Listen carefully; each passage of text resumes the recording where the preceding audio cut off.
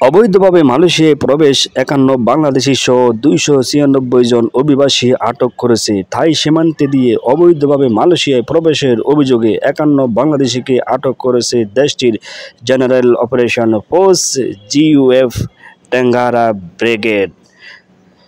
১৬ September Malaysian the Sun Daily এক প্রতিবেদনে বলা হয়, চলতি বছরের জানুয়ারি থেকে ৩১ আগস্ট পর্যন্ত অফ টার্নিং ওয়াওয়াসান নামে কাজাখস্তানের রাজ্যের কোটা ভারু সীমান্ত পরিচালিত অভিযানে ৮ মাসে ৫১ বাংলাদেশি সহ বিভিন্ন দেশের মোট ২৯৬ জন অভিবাসীকে আটক করা হয়েছে।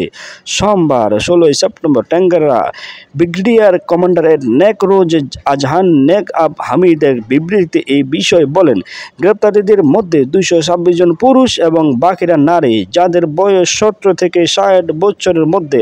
তাদের মালয়েশিয়ায় থাই সীমান্তের কাছে সুঙ্গাই গোলক বরাবর একটি অবৈধ প্রবেশ পথ দিয়ে মালয়েশিয়া প্রবেশ করার পর আটক করা হয়।